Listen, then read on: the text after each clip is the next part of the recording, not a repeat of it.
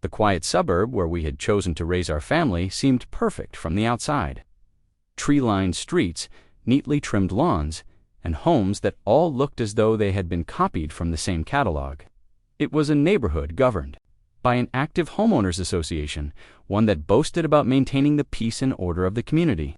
My wife and I believed it would be the ideal place to welcome our newborn into the world. After months of anticipation, the day finally arrived.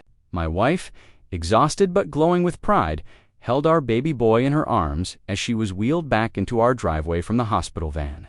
Her expression radiated both love and exhaustion, the kind of expression only a new mother could wear.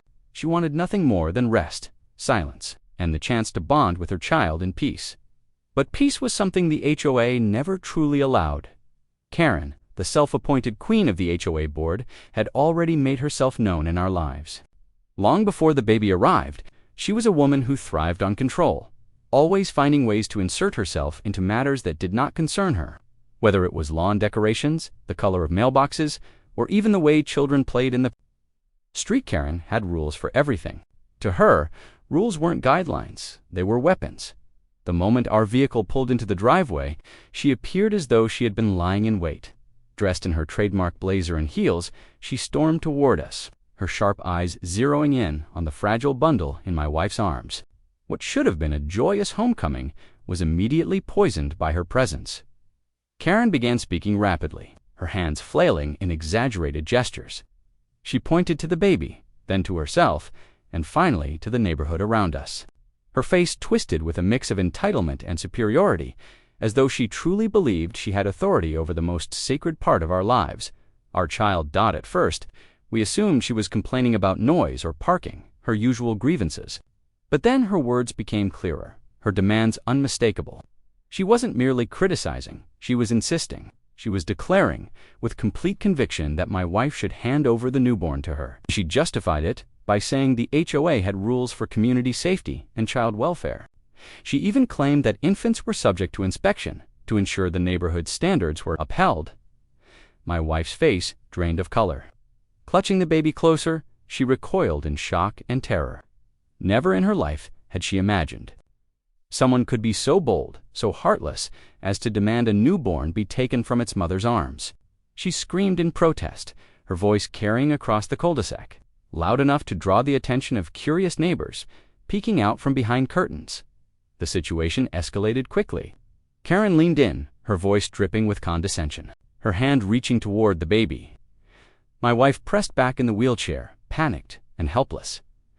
That was when I stepped between them. For years, I had lived quietly, never revealing much about my background. I wore civilian clothes, kept my head down, and blended into suburban life. Few people knew that beneath the calm exterior, I was a Navy SEAL. My training, my discipline, my ability to handle chaos, those were not things I flaunted. They were part of a life I had chosen to keep separate from the world of backyard barbecues and neighborhood newsletters. But when Karen demanded my wife hand over our child, that separation vanished. The HOA queen had no idea who she was provoking, and she was about to find out. The neighborhood had always been strange, though not in ways that were obvious at first. From the outside, the lawns, fences, and sidewalks all appeared pristine. The glossy newsletter mailed to every doorstep painted a picture of harmony, boasting about community events and neighborhood achievements. But beneath the polished surface, there was something rotten, and Karen was its source. As my wife clutched our child with trembling arms, the echoes of her screams still hanging in the air, Karen pulled out a folder. From it, she produced a stack of HOA documents thick enough to rival a legal contract. With a dramatic flair, she began flipping through the pages as though she were a judge preparing to issue a sentence. The custody rules, she called them. She claimed that the HOA had the authority to supervise, evaluate, and even remove any new child born within the neighborhood. She said it was for community protection, ensuring that families raised children in ways that matched the HOA's standards of excellence. Neighbors stepped out onto porches, whispering to one another, their eyes wide with disbelief. Some seemed entertained, others horrified, but none dared to intervene. For years, Karen had ruled with intimidation, and anyone who challenged her authority often found themselves drowning in fines, citations, and endless harassment, most had learned to stay quiet. But silence was not an option for my family. My wife shook as Karen waved the papers in front of her, demanding again that she surrender the newborn for inspection.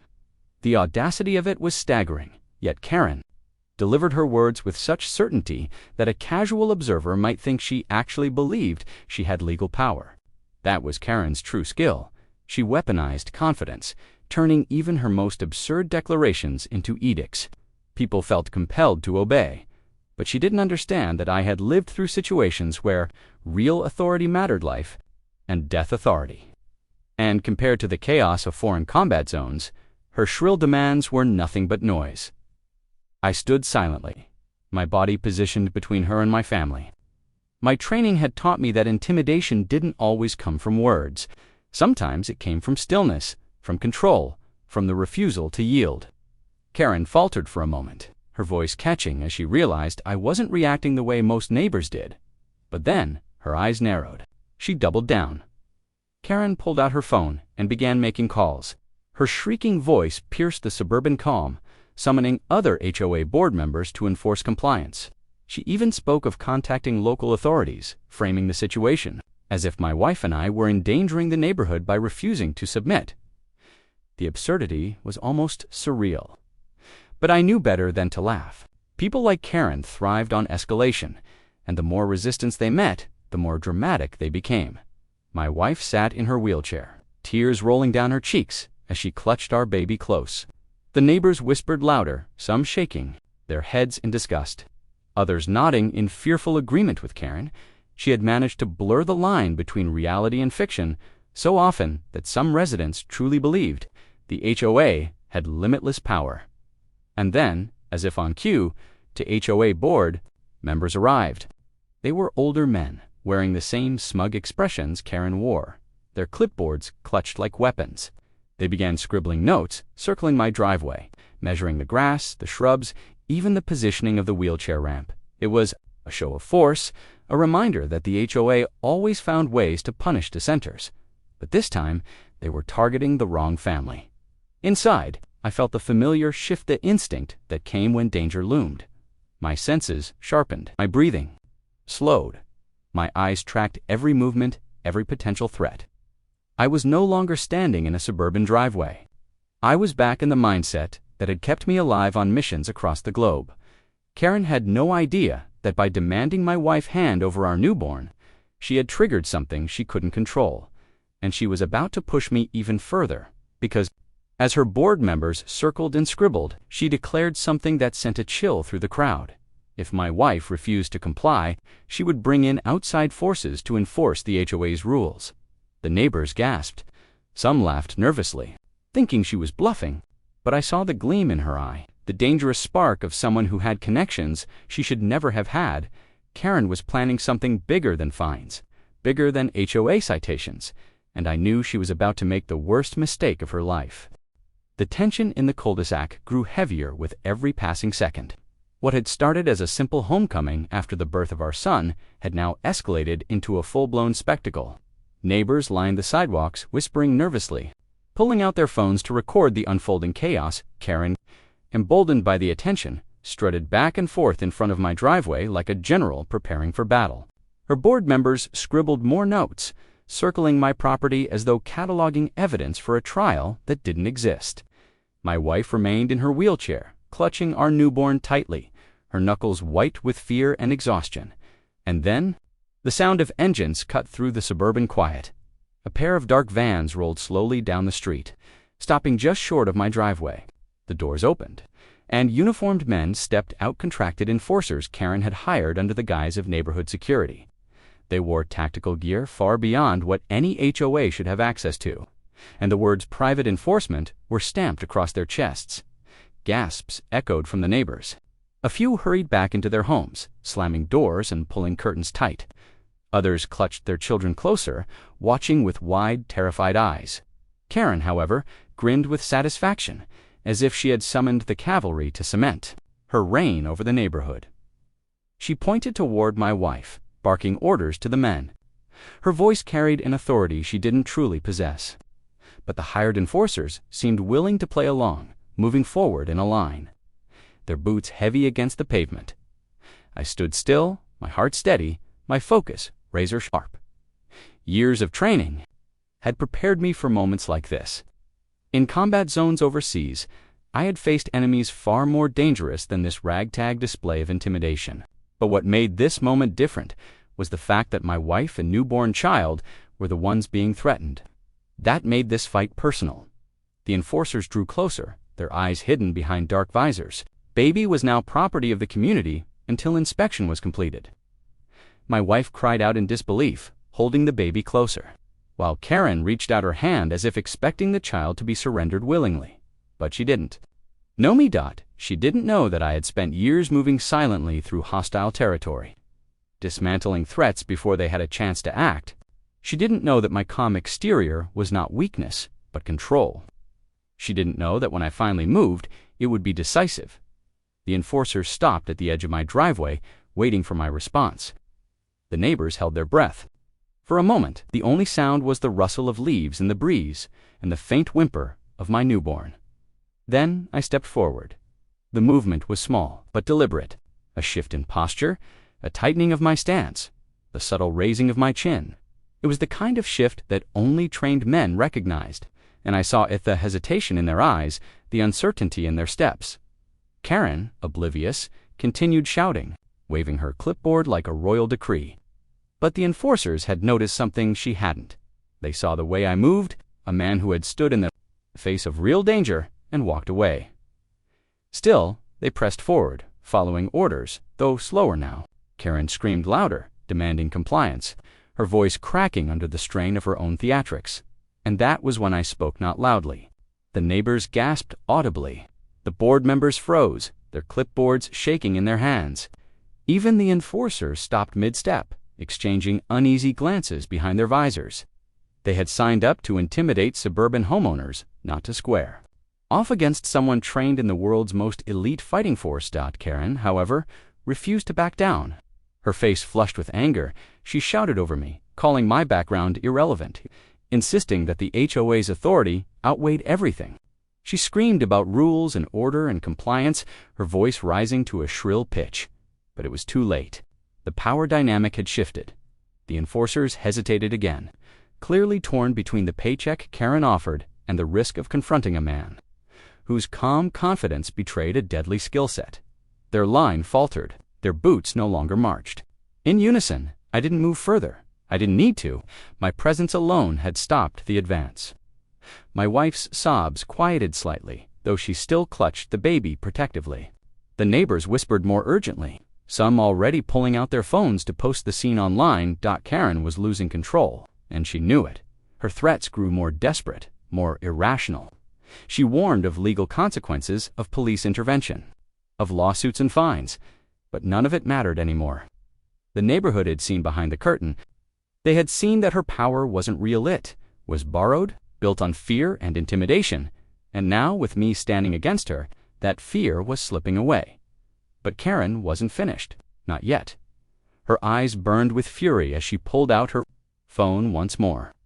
If private enforcers weren't enough, she would call in something bigger, something she thought even I couldn't stand against.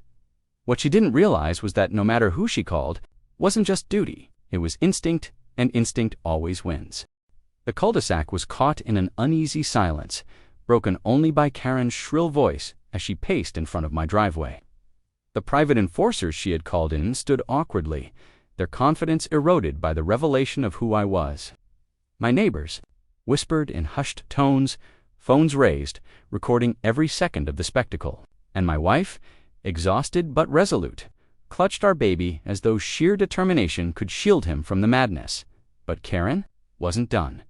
Her pride couldn't withstand the humiliation of being challenged in front of her subjects. With trembling hands, she dialed another number. Her voice carried across the neighborhood as she barked into the phone, demanding immediate assistance. She wasn't just calling HOA board members this time. She was calling the police. The words sent a ripple of shock through the gathered crowd. Some neighbors gasped. Others shook their heads in disbelief. Everyone knew Karen had overstepped, but involving law enforcement was a level of escalation no one expected. Still, in her mind, This was her last chance to prove her dominance.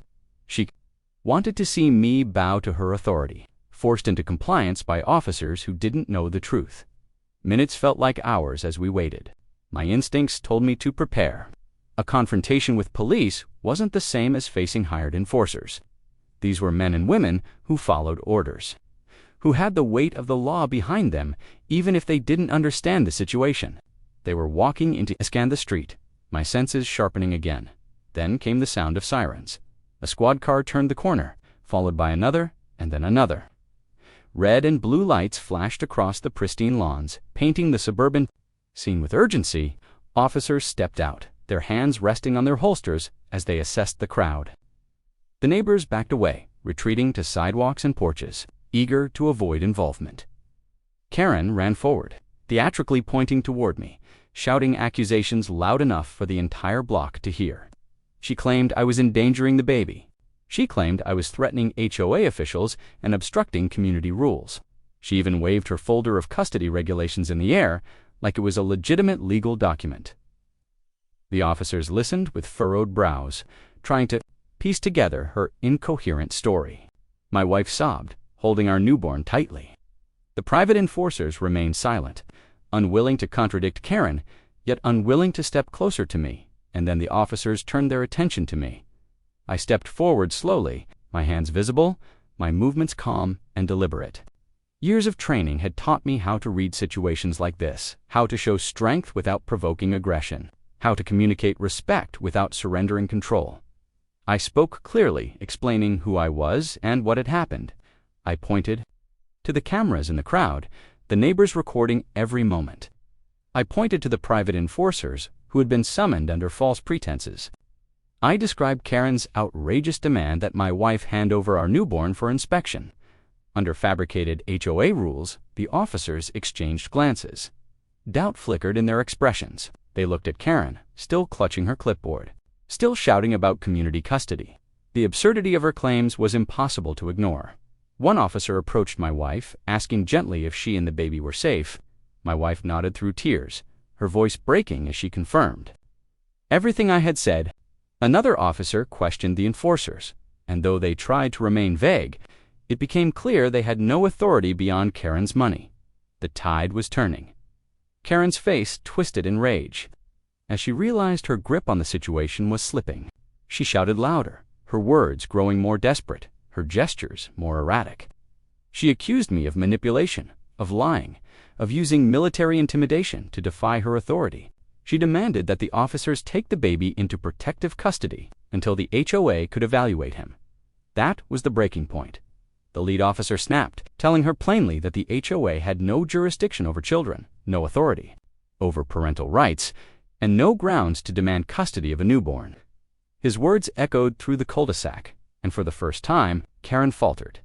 The neighbors gasped, some cheering quietly, others shaking their heads in disbelief. The cameras zoomed in on Karen's stunned face, capturing the exact moment her delusions of power crumbled.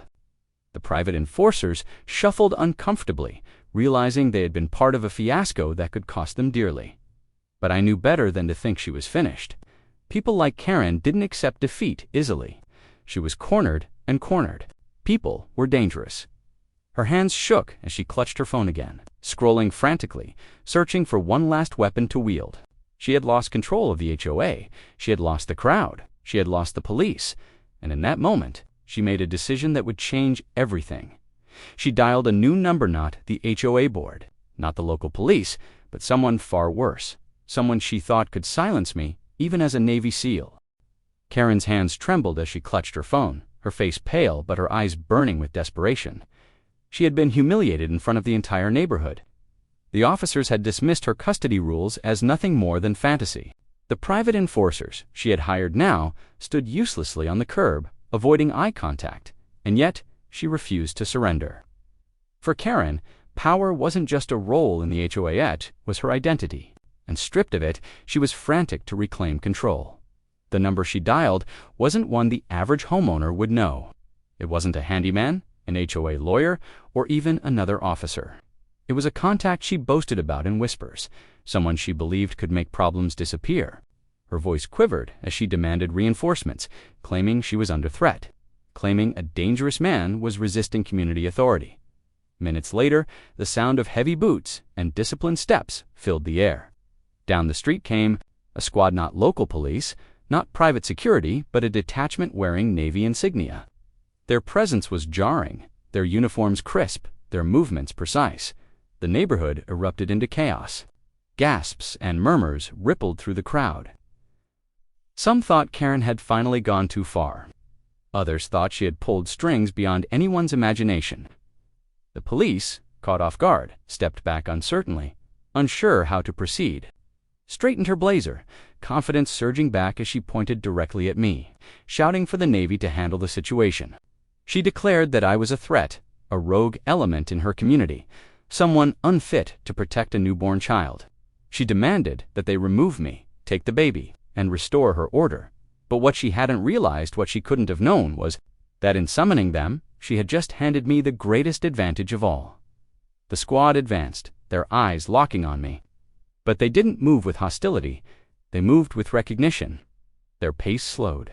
Their eyes scanned me carefully, registering every detail of my stance, my composure, my presence. And then it happened, the subtle nod, the unspoken acknowledgement only those forged in the same fire could share. They knew who I was because I wasn't just a Navy SEAL, I was one of their own. My years of service, my missions across hostile territories, my Namit carried weight in their ranks. These weren't strangers, they were brothers. -in-arms. Karen, oblivious, continued shouting, insisting they take action. But the squad ignored her, their attention fixed on me. Slowly, the commanding officer stepped forward. His gaze was sharp, his voice steady as he addressed the situation. And in that moment, the balance of power shifted completely. The officers who had hesitated before now stood reassured. The private enforcers shrank back, realizing their charade was over. The neighbors erupted in murmurs of awe, realizing they had been watching not just a confrontation with an HOA tyrant, but the unveiling of something far greater. Karen's face twisted in confusion. She barked orders at the squad, her tone growing shriller. As she realized they weren't listening, she stomped her foot, waved her clipboard, and screamed that she was the authority here, that the HOA's rules demanded obedience. And then, with deliberate calm, the squad's commanding officer turned to her. His words cut through the air like steel. He told her plainly that she had no power, no authority, and no right to demand a newborn from his parents. He declared that her behavior was not only unlawful, but dangerous, and that her abuse of power would be documented in full. Karen's jaw dropped. Her hand shook. For the first time, she was utterly speechless. The neighbors erupted in applause. At first, then louder, growing into cheers that filled the street. Cameras recorded every second, capturing Karen's downfall in high definition. The police stepped in, seizing the false documents she had waved, noting her erratic behavior, and warning her of the legal consequences to come. My wife sighed, placing a steady hand on her shoulder. She clutched our son tightly, relief flooding her face as tears gave way to quiet sobs of gratitude. The squad stood behind me, a silent wall of support, their presence ensuring that no further harm would come to my family. Karen, defeated, was escorted away, her protests drowned out by the cheers of neighbors who had finally seen her for what she truly was. The queen of the HOA was nothing more than a bully, and her reign of fear had ended on the very driveway she had tried to dominate.